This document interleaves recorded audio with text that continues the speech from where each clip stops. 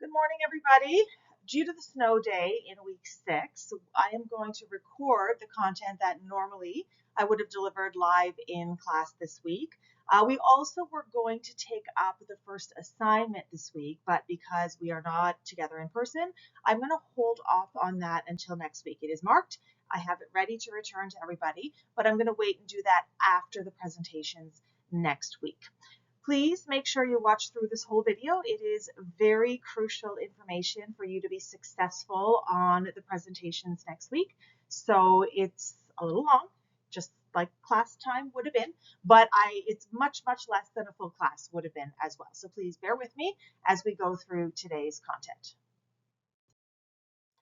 So we'll start with just a quick review of what we did last week, and then we're going to go through the specific skills that you need to effectively deliver the content of a presentation. We'll talk about your projection and your enunciation, your eye contact, what you're doing with your body, where you're positioning yourself in the room, what you do with your voice, what you look like, how prepared you are, and of course, how you use language. Now, in class, we would have given you some time to practice your presentations. You need to take that time outside of class, since we didn't have class time this week, to make sure you get together to do that as early as possible and more than once. And we will preview what's all the logistics of what's coming up for next week as well.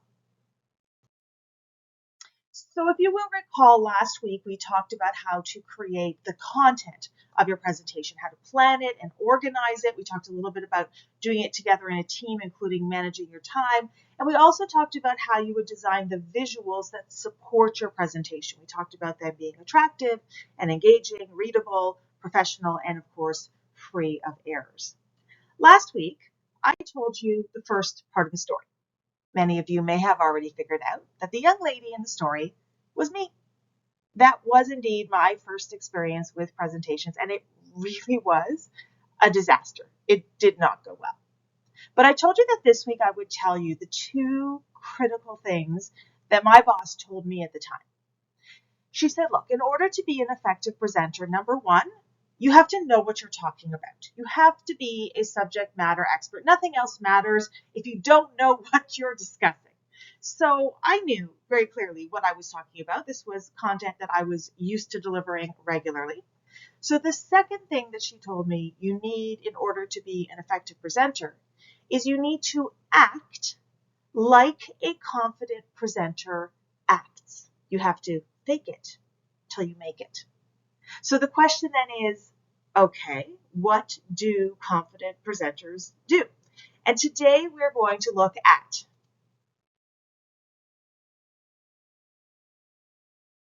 these characteristics of confident presenters. Confident presenters project, they enunciate, etc. So we're going to learn all of these very practical tips and tricks that confident presenters use so that you can feel, so you can seem confident in your presentations, even if you're not actually feeling that confidence inside. And I'll tell you the rest of the story. So the next day, I woke up in the middle of the night with anxiety and did not eat breakfast and stood up in front of 25 people, and my knees were shaking and my palms were sweaty and my stomach was in knots. And I opened my mouth and I don't know what came out. But my boss said to me afterwards, she said, look, I know you. I could tell you were nervous, but someone who's never met you before would have no idea. And oh, by the way, next week we need to do this for 100 people. And the presentations kept coming. And then it wasn't 100 people. Then it was, a brand new benefits and pension program. And by the way, you've got 24 hours to learn it. And then it was senior management. And they just kept asking me to do these over and over again. A couple of years later, I woke up in the morning and I was driving on my way to one of these presentations to senior management. And I remember sitting in the car thinking, wait a minute, I woke up in the morning, not in the middle of the night with anxiety. And I remember thinking, I could eat breakfast today and my palms aren't sweating all over the steering wheel. And I distinctly remember going back over those previous 2 years, it had been 2 years since the first presentation, wondering, when did this happen? When did I fake it for long enough that I got to the point where I actually was feeling pretty confident about that morning's presentation? And the answer is, I don't know. I can't pinpoint it. But I can tell you that with enough faking it and hating every minute of it, I did in fact get to a point where I felt pretty confident, to the point that when I left that career in human resources a couple more years after that, I picked this, where I do presentations to you guys regularly on a weekly basis. And I will tell you one more thing. Those of you who are doing Myers-Briggs as one of the topics for next week's presentations are familiar with the idea of an introvert and an extrovert. Most of us have heard these terms before. We tend to assume that an introvert is a shy person and an extrovert is outgoing, but that's not actually what they mean. An introvert is someone who recharges their batteries with time alone, and an extrovert feeds off a crowd. So a lot of people assume that only extroverts then can be good presenters because they feed off the energy of the crowd that they're presenting to. But in point of fact, that isn't true. So I've done the Myers-Briggs personality assessment many times in many contexts, and all the other factors come out right in the middle and they move up and down a little bit.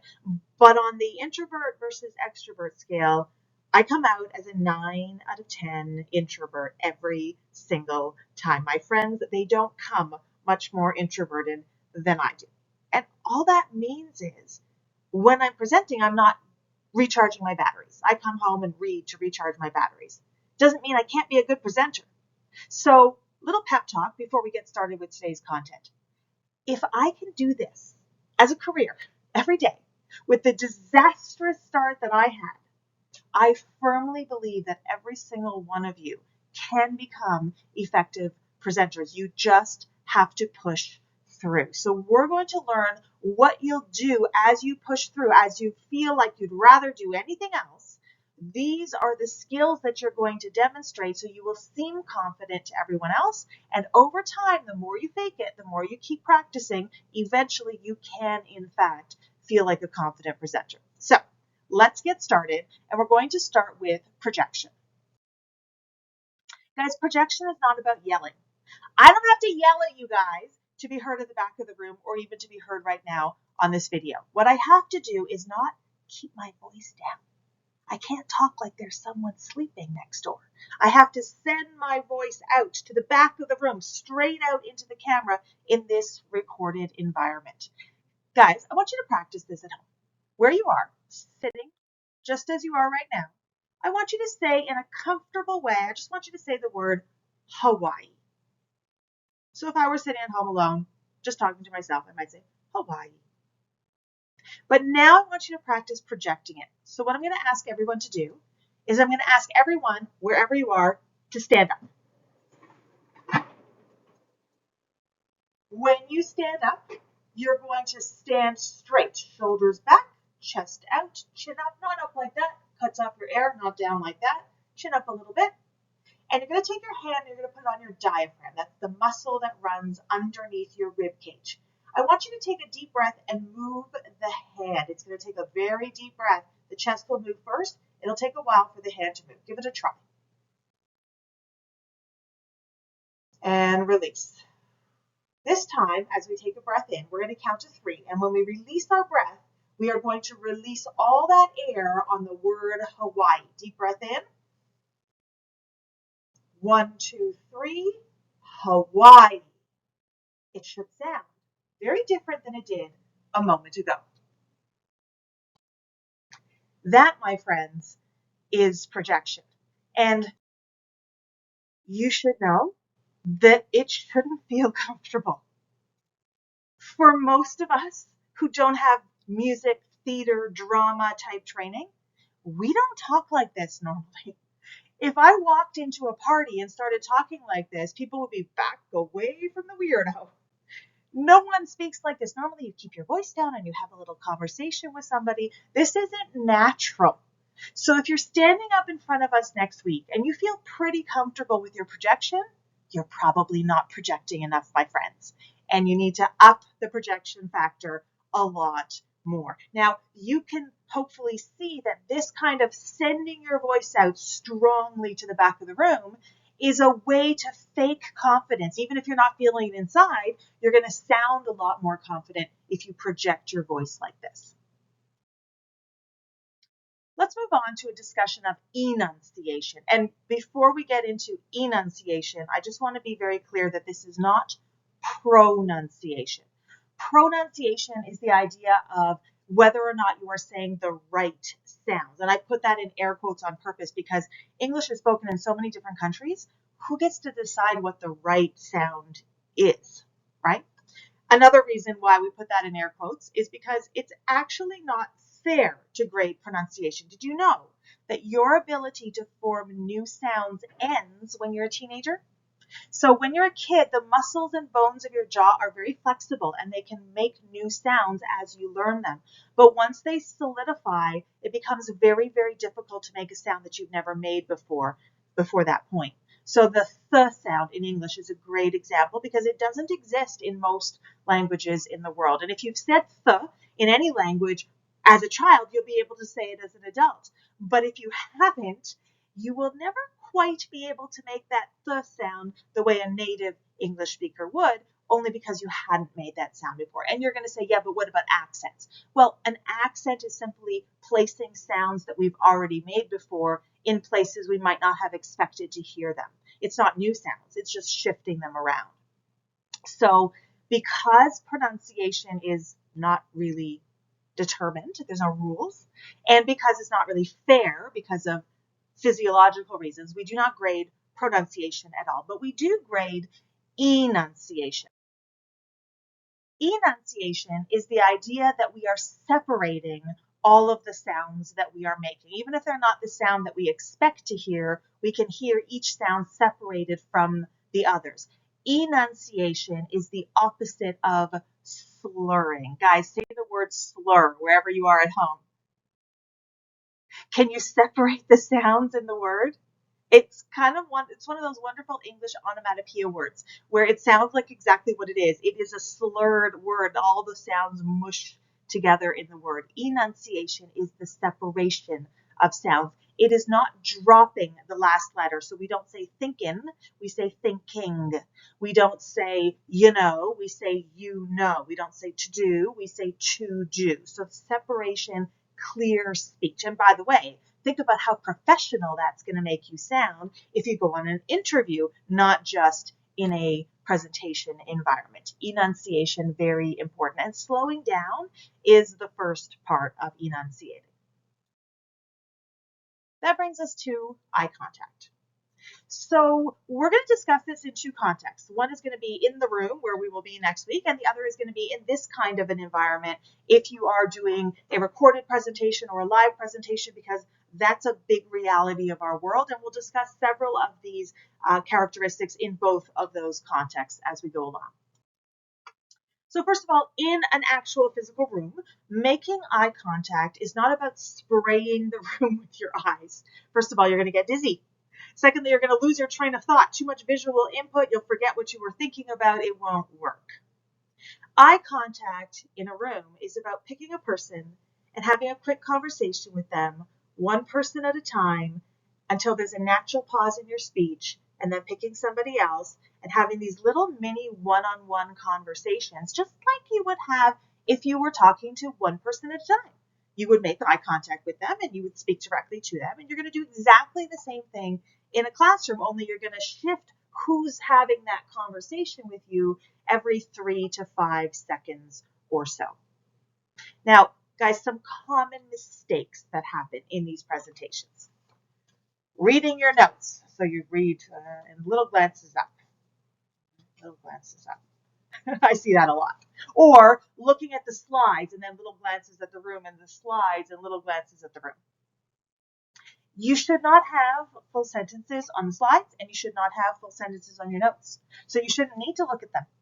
There should be just a few words, a quick glance, and you look up. Rule: 90% of the time, you should be making eye contact with someone in the audience. 90%.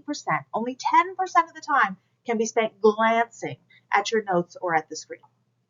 The second and the most common mistake that students make is looking directly at me, at the instructor, and they think, oh, she's going to see my amazing eye contact. I've been looking straight at her the entire time. And I'm going, please look at someone else. I'm grading eye contact for 10 seconds. I'm watching. I need to see your eyes looking at 2 or 3 people other than me in those 10 seconds. So if you don't get a good eye contact grade and you're thinking, but I looked at her the entire time, that's why.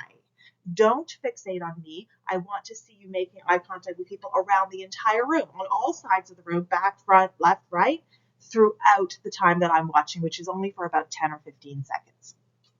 Now, in this kind of a recorded environment, eye contact means looking at the camera. And you've got to figure out where that is. So I did a bit of a test before I started today's, and I believe, I'm very small, it's kind of hard to see me, but I believe that looking directly into my slide makes it look like I'm looking straight at the camera. Whereas when I look straight at the camera, it kind of looks like I'm looking up. And when I look down at my own video, it kind of looks like I'm looking down. So hopefully I've got the right spot here, where looking at my slides looks like I'm looking right at you. That's what you want. And again, the 90% rule applies. You don't want to be looking over at your notes 90% of the time. You want to be looking at the camera 90% of the time and 10% glancing at notes. By the way, on camera, we can easily see if your eyes are moving back and forth in a reading motion. It's very, very obvious. Do not do that. The other thing that you need to be very careful about with recordings or live virtual presentations is where the camera is. So I'm going to shift my camera around just for a moment. Don't get dizzy. I have my camera propped up on Shakespeare. It's the biggest book I have in my house. I did not spend a lot of money on this. I just found the tallest book I could and lifted my laptop with its camera up so that I can look straight into the camera, as opposed to when my laptop is down on the desk and I have to do this to look into the camera, and then you all of a sudden start seeing my ceiling, which we do not want to do. So we want the camera to be directly in front of our eyes so we can look straight into it. By the way, lighting is important as well. We have to actually be able to see your eyes. So it's very, very important that you don't have a source of light behind your head, because that's going to make your whole face dark. So I am sitting in front of a window, and I have the window blinds open just a little bit to shine some light in.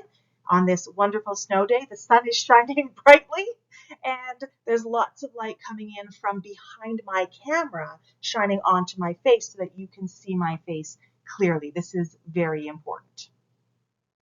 Okay. Let's move on to posture and body language. And again, we're going to talk about this both in physical classroom environment, physical meeting environment, and also in a virtual environment.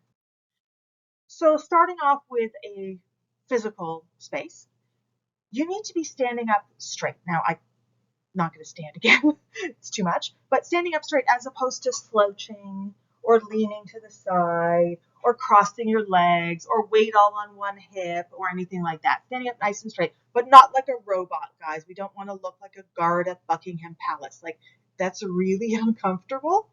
It'll make your audience just as uncomfortable. So straight, shoulders back, chest out, just like we talked about when we were talking about projection, but some natural movement as well.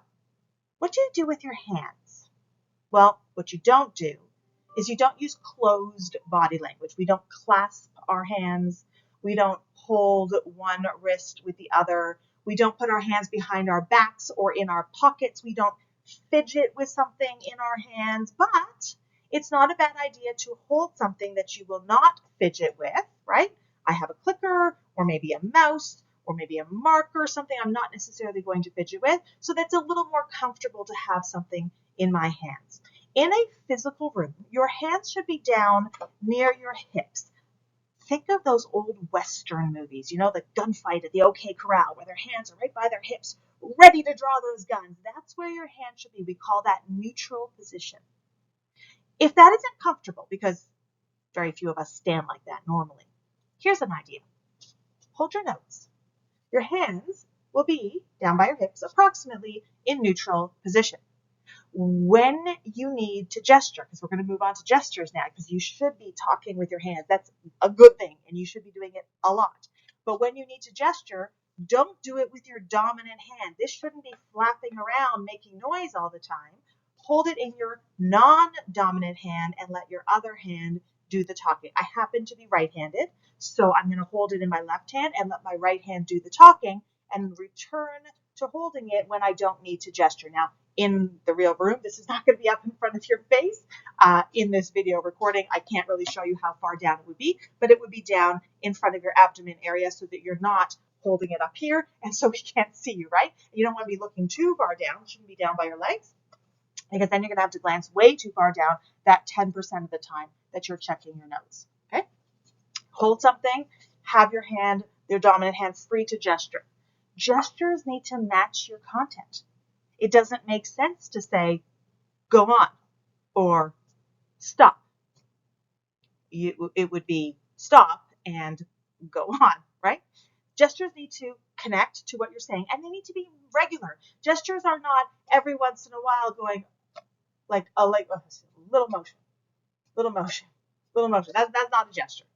Constant talking with our hands, not wild, going crazy, but making sure that our hands are reinforcing what we're talking about on a regular basis, not clasped, not in pockets, not crossed over, not fiddling with buttons, not playing with our hair, etc.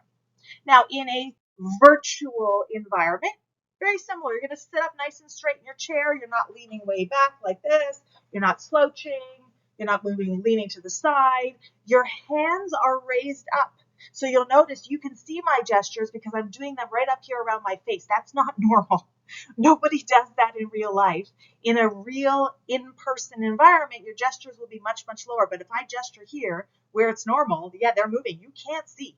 They're out of camera frame. So in a virtual environment, you've got to raise your hands up for the gestures so that we can actually see them. That brings us to a discussion of positioning and movement. Where should you be? And we're going to again start with where you should be in a physical room, and then we'll briefly touch on in this kind of virtual environment. First rule of where you put yourself in a physical room is you do not stand behind the podium. It makes it look like you're hiding from us. You do not stand right beside the podium. You move away from the podium to the center of the room. You do not stand back against the wall as if you'd rather fade into the next room. You come towards us. Pick one of the aisles in the room. You can move naturally around. You don't have to stand in one spot. You can wander slowly with natural paced movements over to the other aisle. You can come up an aisle and back down again. You don't want frantic movements, pacing back and forth, rocking from leg to leg. That's not the kind of movement we want, but you also don't have to stay in the same spot. A little natural movement is a great idea, focused around the center front of the room, close to the audience. You don't want to be talking at us. You want to be talking with us. The other thing that's really, really important is that you face us straight on. So in many classrooms, there are slides off on one side of the wall. You can't face those. You can't twist around to face the slides behind you. You need to face your audience directly 180 degrees so you can make eye contact with the entire room, left and right, at all times. That means we're not relying on the slides, my friends. We are subject matter experts. We know what we are talking about. We have practiced. And at most, we have point form notes to glance at just to remind ourselves, these are the points in the order I wanted to deliver them, and then I can talk to everybody. I don't need to look at the slides while I'm presenting that content. So I'm facing everyone directly, nice and close to them, not looking like I'd rather be in another room. So I'm not going to be over by the door. I'm not going to be over in the far corner on the other side, center front of the room. Now, if I am doing this in a virtual environment, the placement is all about where the camera is. So again, the camera needs to be focused so you can see from the top of your head to the middle of your chest. I should not see large amounts of your ceiling. I should not see large amounts of your room. I should see you. Top of your head, middle of your chest, center the frame so that we are focused on you and we can see you clearly. Not so close where we can only see your head like this. You look like a disembodied head at that point.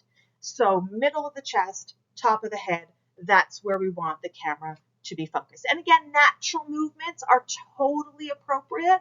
So we don't want to be swiveling in our chair side to side. We don't want to be rocking back and forth. We don't want to be moving back like this, right? We want to be nice and centered, close to the camera in the frame, standing up straight with some natural movement and not constant rocking, not constant tweaking, etc. Let's shift away from what we're doing with our body, and let's talk a little bit about what we do with our voice. In the word vocalics, you should hear the word vocal, and in the word vocal, you should hear the word voice. There are three things that we do with our voice that we'll talk about, but before we talk about what they are, let's talk about when we don't use these aspects of vocalis effectively. When we speak without variety in our vocalics, we use a monotone. I'll say that again. When we speak without variety in our vocalics, we use a monotone. Hear the difference? It's not interesting. It's not engaging. Because it's not dynamic. The word dynamic means changing. The whole idea of vocalics is that you need variety with what you do with your voice. So what variety do we need? Let's talk first about rate of speech. Most of you have probably been told at some point, slow down when you talk. I have definitely been told that. This is my issue. I do talk too fast. Some of you may have been told, speed up. Some of you might talk like this, and you need to speed up, right? But I'm not here to tell you to slow down or speed up. What I'm here to tell you is that I want you to use variety in your speed. I want it to go faster and slower consistently for a reason. And here's the reason. What I want you to do is to slow down to make a point and then speed up to get to the next main point. Do you hear how that creates emphasis? That creates dynamic, engaging content where I'm like, oh, this is slower. I should probably pay attention to it, as opposed to all blitzing by at the same speed and losing all the main ideas that we're supposed to actually be hearing, right? Rate of speech. The key is not just talk faster or slower, but slow down to emphasize points, speed up to get to the next main point. That brings us to pitch. Did you guys know that you sing when you talk? Sing when you talk. There's a musical note in all language. Every language has a sing-song. And those of you who speak more than one language are probably well aware that every language's sing-song is different. So I'm going to talk to my English language learners first, but then I do have something that my English native speakers need to hear as well. So to my English language learners first, many learners spend a lot of time learning grammar and vocabulary, and then they get really busy and they don't necessarily really learn the sing-song of language. But it's really important. We call this intonation, where the ups and the downs are supposed to go. You have to learn it, guys. And the best way to learn it is from people who do it really, really well. Professional business presenters who have mastered this skill. And you can find them on TED Talks. So, guys, you can't steal anybody's words. You can't steal anybody's ideas. But you can absolutely steal their style. They say imitation is the greatest form of flattery. So, here's what I want you to do. I want you to watch a TED Talks. And by the way, many of them are not native English speakers. They are English language learners themselves, but they've learned this skill very well. I want you to watch and listen to the way they say just one sentence and then pause it. And then here's the key. I want you to say the sentence the way they did, with the ups and downs that they use. It's not enough to just hear it. You need to practice it. Then listen to the next sentence and pause and say it yourself the way they did it, and so on, so that you're learning where the natural ups and downs go in English specifically. Now, to my native English speakers, the most common problem with pitch is sounding like a valley girl. There was this one time at band camp. This is going back a while, but some of you may recognize the reference to American Pie.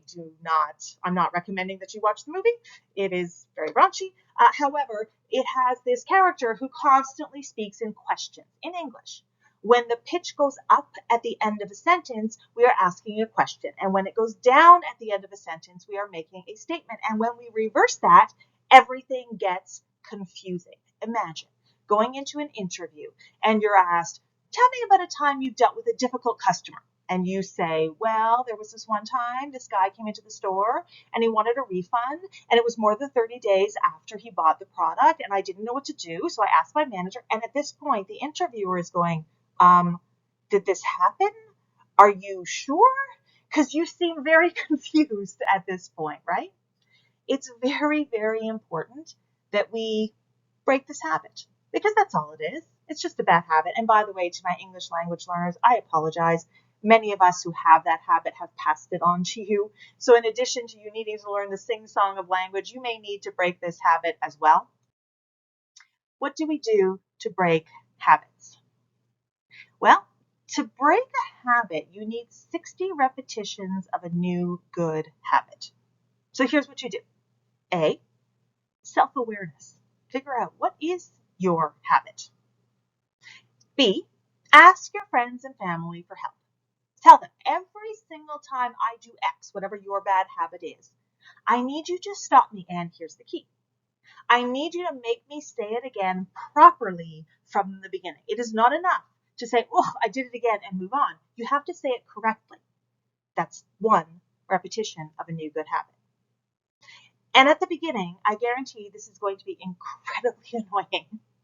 But after a few days, they're not going to be stopping you quite as often. And hopefully by a week from now, when it's time for our presentations, they're not stopping you very often at all. And that's when you are beginning your 60 repetitions of a new good habit without repeating the bad habit.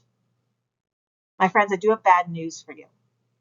The brain does not erase bad habits. It buries them.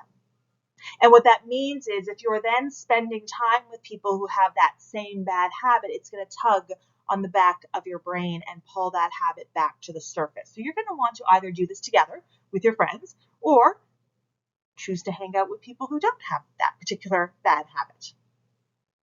The last thing that I wanted to talk to you about, oh, I can't go back in the slides here. Oh, that's interesting. I do want to talk a little bit about tone. It was on the previous slide, but I, for some reason, can't go back. Tone is all about the emotion in your voice. So we talked about rate of speech, we talked about pitch. This is the third part of vocalics, tone. Tone is sounding happy when things are happy, and sad when things are sad, and angry when things are maddening. Now you may say, but hang on, my content isn't sad or happy or angering. What tone should I use? Here's the answer. The answer is you should sound passionate about communicating this content to us, as opposed to the default tone you should use is passionate. You should sound passionate about communicating this information to us. Now, there were pitch changes in there, a little bit of rate of speech changes, but boy, did I sound disinterested, casual, don't want to be there, would rather be doing anything else. Passionate. That is the default tone that we are looking for from all of you for next week's presentation. Sound like you're really engaged and interested, and so should we be. Okay, we're going to move on now to a discussion of appearance. And the question that I want you to think about where you are right now at home is why? Why does it matter what we wear for a presentation? Some of you are probably thinking of reasons like the first impression that you make, how professional you appear, whether you have credibility with your audience. These are all good reasons, but ultimately, you don't actually have control over any of that. Those are all reactions that someone else has, and honestly, someone else owns those reactions. That's on them. If they choose not to believe you, not to consider you professional based on the way you're dressed, etc. So there's another reason why it matters what you wear. I want you to do a little thought experiment. I want you to close your eyes as you're sitting at home. Maybe you're sitting in your sweats and your t-shirt, just like this experiment's going to ask you to think about. I want you to imagine you're sitting on your couch in your sweats and your t-shirt. And I want you to think of adjectives that describe how you feel.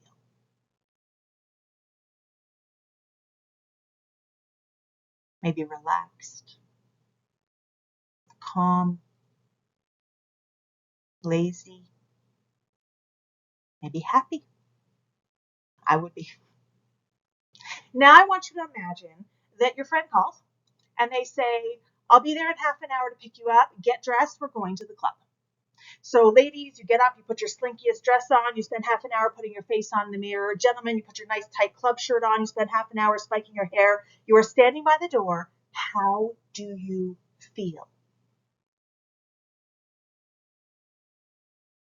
Maybe excited, happy, energetic, maybe confident. What changed? You're not at the club. You're not in that environment yet. You're standing by your door. What changed? Your clothes changed. You put on the costume of a club goer and you started to feel more like a club goer.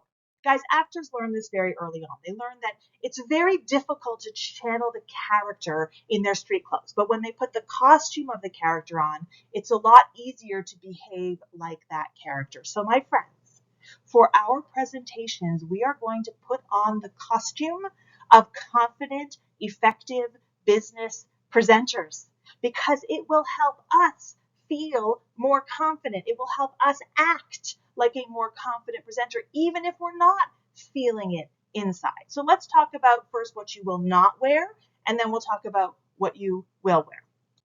So first of all, there shouldn't be anything on your head unless it is for a religious purpose. I'm not asking you to tie a noose around your neck. Gentlemen, ties are not required. That's not what we're going for here. But at the same time, we don't want casual wear, no t-shirts, no hoodies, sweatshirts, polos, golf shirts, etc.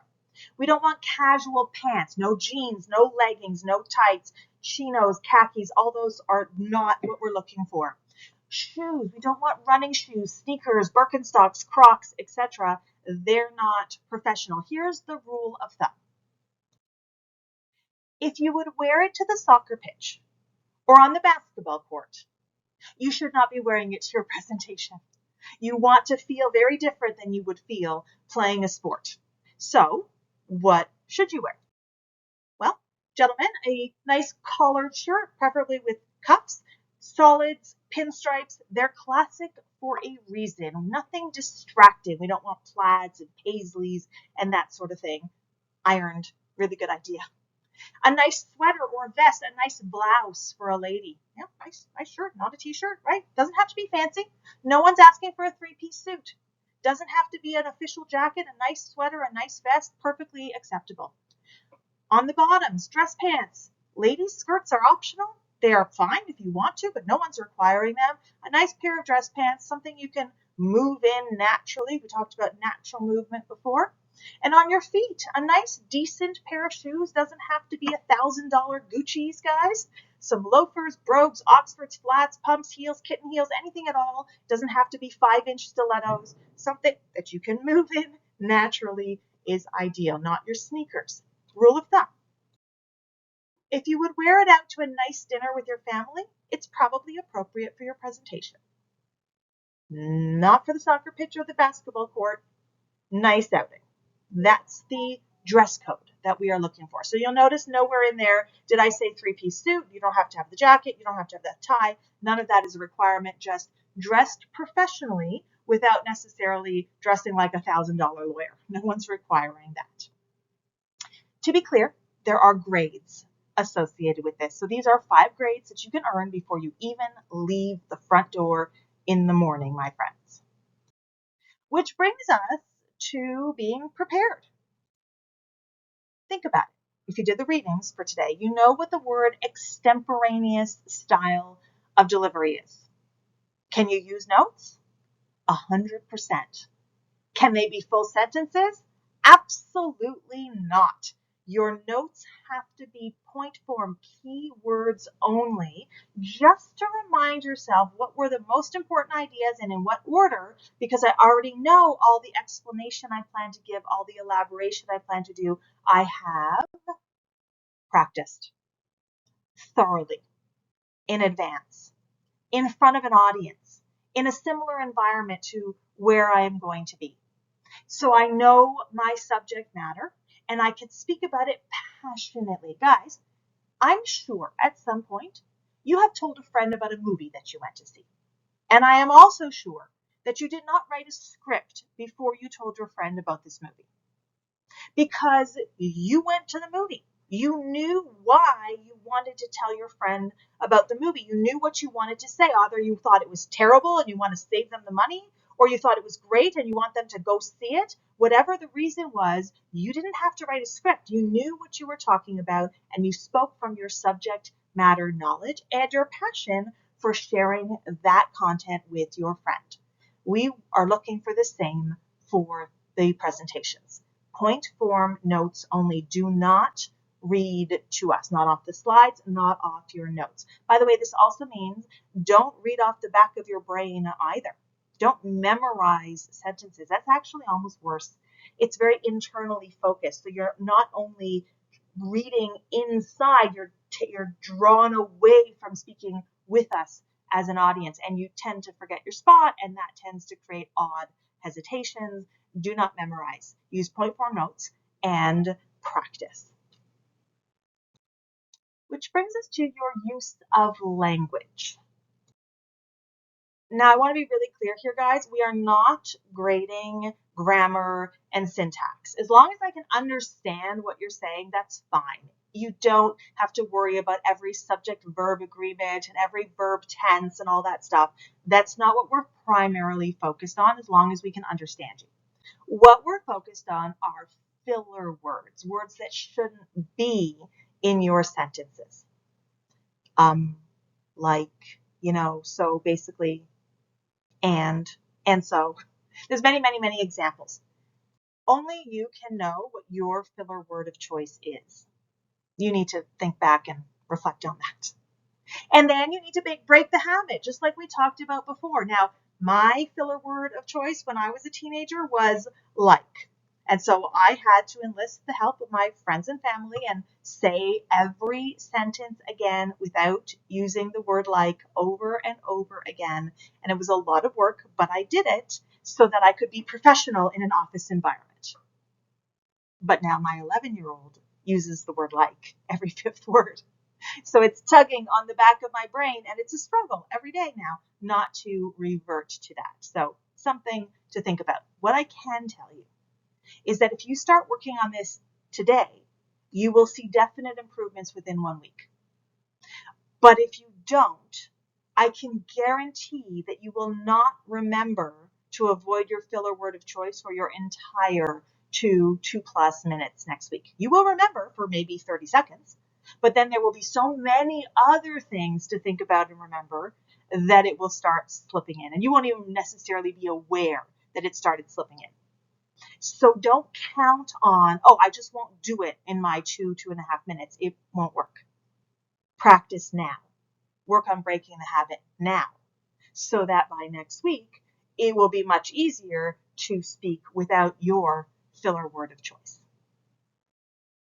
And my friends, that concludes all of the tips and tricks for the best way to seem like an effective, confident presenter, even if you're not actually feeling it inside. Now, if we were in class, we would be inviting you to spend some time right now completing, if you need to, your presentation slides, but more importantly, beginning to practice the delivery, to figure out who talks faster, who talks slower, who adds more, who adds less, and then to determine who will be covering what content by time, not by number of slides. So if you are a group of 6, each person should have exactly 2 minutes of content, because we are looking to create an 11 to 13 minute presentation. 6 people times 2 minutes is 12 minutes. That's exactly in that middle of that window.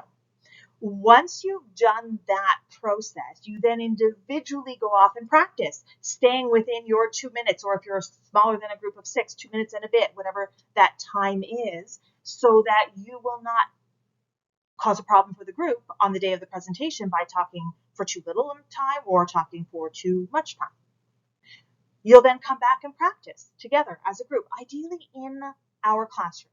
I know we didn't get the chance for today's class or yesterday's class if you were in my Wednesday night class, but the classroom is still there. The campus will be open again tomorrow, and you can go and try to slip in there when it's not being used. Plug your computer in.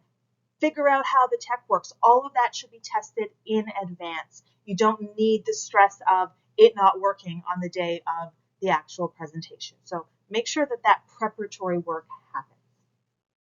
Pro tip. I strongly recommend that you plan that the last speaker is someone who can think quickly on their feet. And the reason why I say that, when you get to the 13-minute mark of your presentation, I'm going to call time.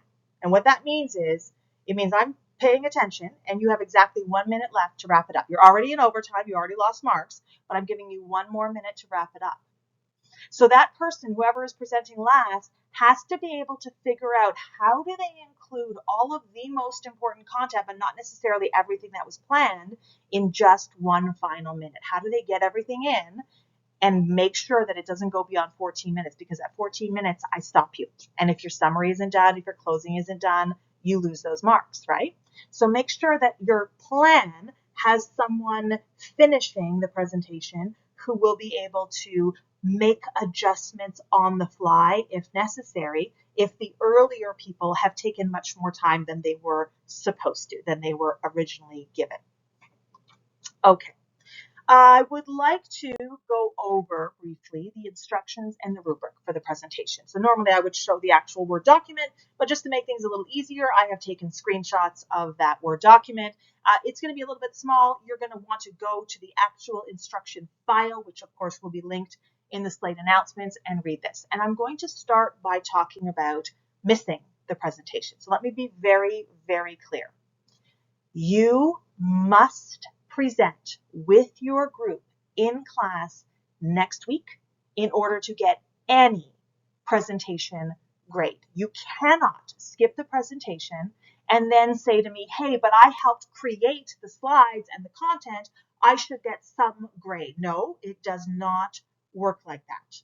If you do not actually present content, you do not receive anything except a 0. Let me be very, very clear about that.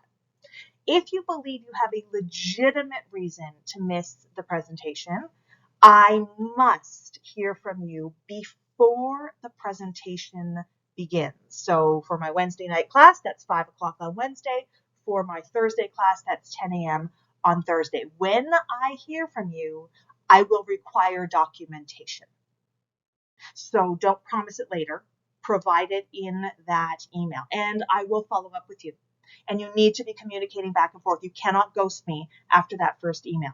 If you're not in a condition to email me, hand your phone to someone who is, who can message me on your behalf. These are extremely rare circumstances that this happens, but that's the procedure. I need an email with documentation. I need to know what's going on before the presentations begin. If I have not heard from you by the time that class starts, there is nothing I can offer you. The presentation is missed at that point. So it's very, very important that communication is timely.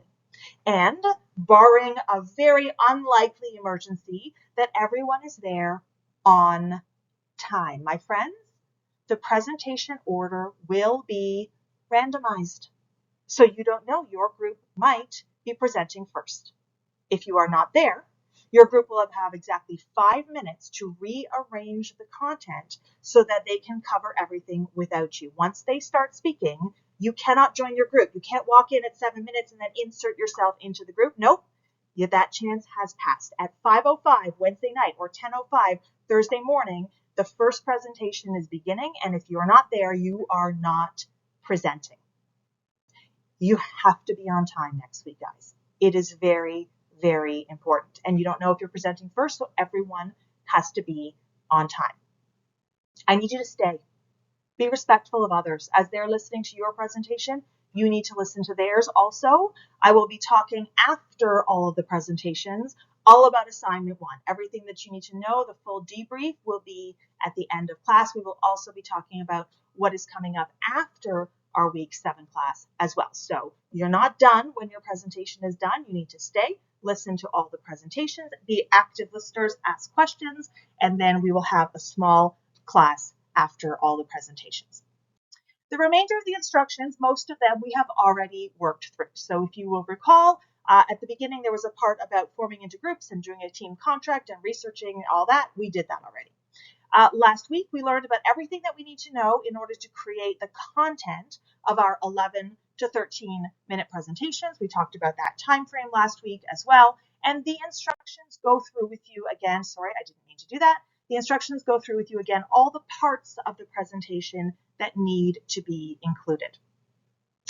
There's explanation for things you might have forgotten, like what goes into the methodology section, like how the citations should work. A reminder, every single point in the body of the presentation must be cited. And there's a reminder here on how to do that if all of the points on one slide come from the same source, which shouldn't happen often, but it may happen occasionally. Reminders are here about proofreading and editing, about the slides being attractive and engaging, about the timing of the presentation, and about being prepared for questions. There's a sample suggested organization in the slides as well for today, guys. So we went over last week the first 5 of these together, the grabber, the title slide, the purpose, agenda, methodology, and then your main points follow. Now, just because there's only 2 here doesn't mean you have to have only 2 main points. What we mean is you need more than 1 main point. There has to be more than 1. There could be 3, there could be 5, there could be 7, however many main points you need to communicate, need to follow, with highly specific slide titles. You cannot have the same slide title for the entire body section. Then your summary and professional close. Your professional close is a thank you slide and a Q&A slide, and the order of these is up to you. So we said you could take questions first, then thank the audience and summarize. You could summarize first, thank the audience, then take questions. This is entirely up to you. So these 2 can go in whatever order you want them to be. They are a total of 3 slides. What's important is that the references are last. You do not deliver any content at all on the references slide. Nobody's talking. You don't actually show those slides in class. They are available in the electronic version of the slide. So they are not delivered. The delivery ends with the professional closing. The instructions have a Module 4 section. That's where we are right now. That's about practicing together as a group and individually to deliver this presentation in an extemporaneous style without a script written at any point in the process for a balanced and equal amount of time. Guys, remember, you need to practice the verbal signposts. It's a group grade. You need to be making sure that every member of the group is using these regularly throughout their parts, not just in between speakers. But when you do transition in between speakers and you remind us what you've been saying and what the next content will be about, you must also introduce the next speaker. And if someone forgets and you are the next speaker, you can introduce yourself. Guys, I need to know who is talking. I do not want to have to stop you mid-presentation and say, can you remind me your name?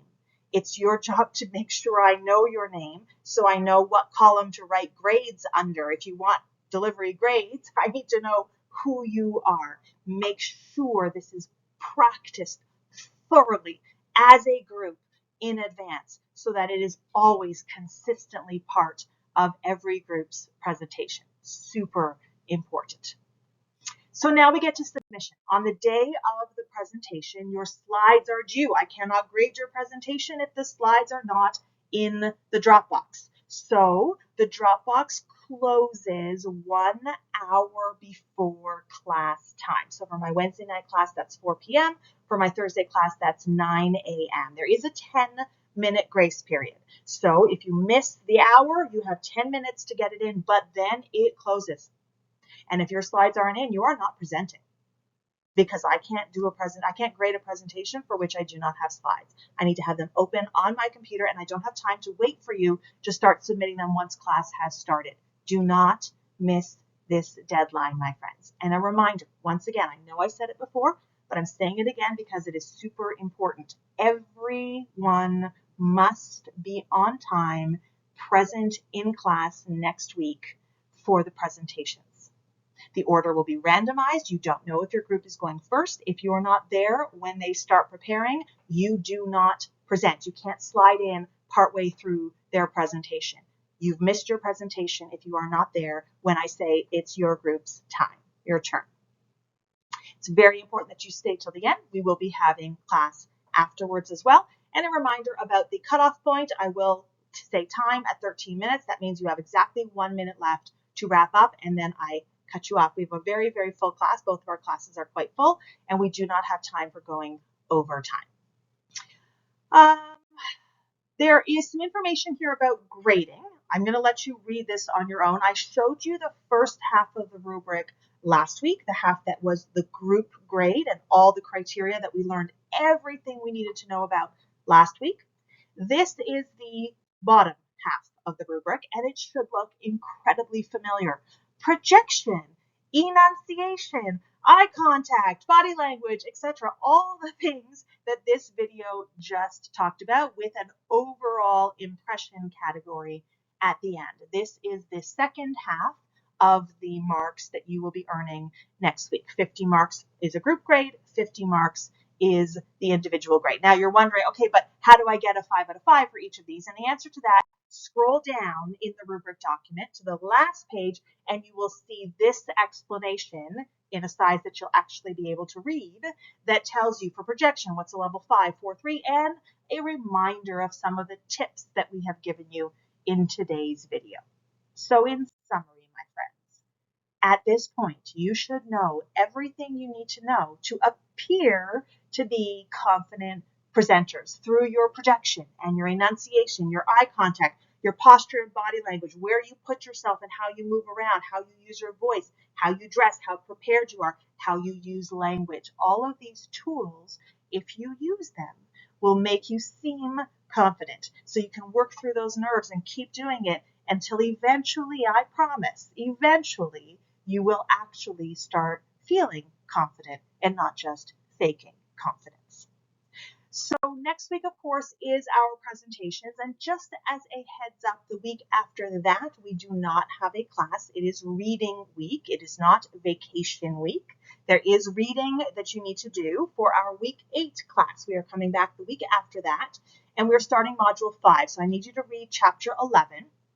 And there are also a couple of videos that I really, really need you to watch before you come to class next week. So this is a total of about 18 minutes or so. It's not that long between the two videos. You will find them in Slate content if you look in the videos folder, or you can go into our module 5A in ClassSlides, and you will find them embedded there as well. There is a grammar topic for that week. There is a quiz for that week, but you will notice that there isn't any reading to do for next week.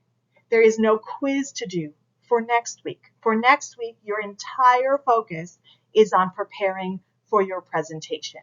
This preparatory work will be during reading week to get ready for our week 8 class. And a heads up that we'll be forming into groups during our week 8 class, and I will remind you and give you more details about that at the end of the presentations next week. Stay to the end of class. That's a wrap for me today, my friends. Thank you for taking the time to watch our video. Hey, just under an hour, which an hour was my estimate. And you can rewind, you can rewatch anything that you need to review. You can go now to Slate and read the rest of the announcement and access all of the documents that you need to be successful at next week's presentations. I will see everybody 5 p.m. Wednesday or 10 a.m. Thursday. Have an excellent week, guys. Bye.